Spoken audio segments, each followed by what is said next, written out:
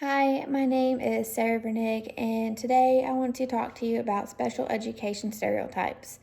So, first, let's look at what special education is, like how it's defined. So, it is defined as a practice of educating students in a way that provides accommodations that address their individual differences, disabilities, and special needs.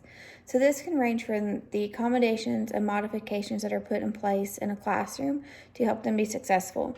So, it can be read allowable parts, extended time, reduced assignments, text to speech, anything that is put in place so that they will be successful.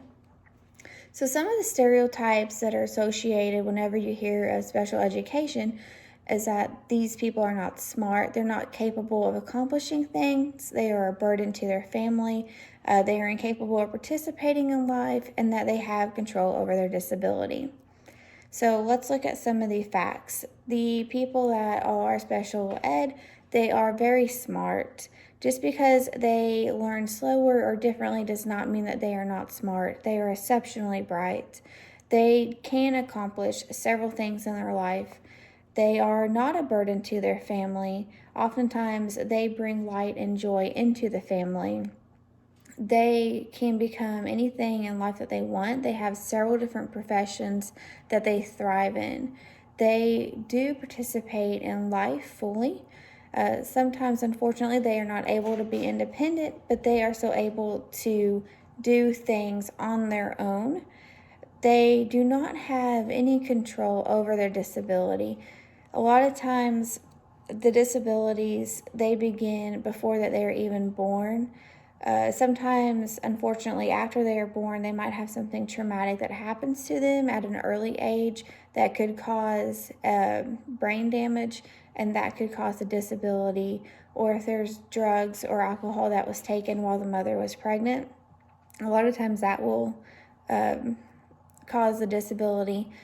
So to say that that they control it is very inaccurate. Some of the disabilities can include deaf, blindness, and hearing impaired. They are intellectually disabled, dyslexia, which is reading, a lot of reading, numbers, spelling, phonics, the autism spectrum disorder, speech or language impairment, traumatic brain injury, behavioral or emotionally disturbed, other health impairments, and specific learning disabilities all qualify for special ed. A lot of special ed students, they are very smart, caring, nice, funny. They are some of the most polite students that I have come in contact with. Most of these students are in regular education rooms.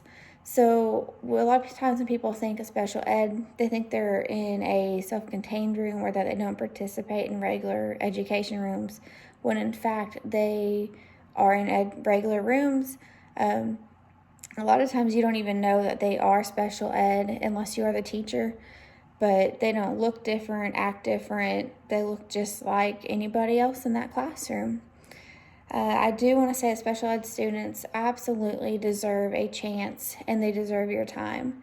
I want to say, like, whenever you think special ed, don't think, that they are incapable of doing anything, because that's not true. They can accomplish so much. One student I work with, he's always so nice, so happy. He always tells everybody to have a nice day. It's really quite sweet. He always does his best. He tells all of his teachers, his classmates, to always have a good day. He tries to make you feel happy if he notices that you're feeling a little sad. If you're lucky enough to have special education students or an individual in your life, don't treat them differently. They are the same as anybody else. They don't want to be treated differently. They don't want attention called to them. So just because that they might learn a little different doesn't mean that we should treat them differently.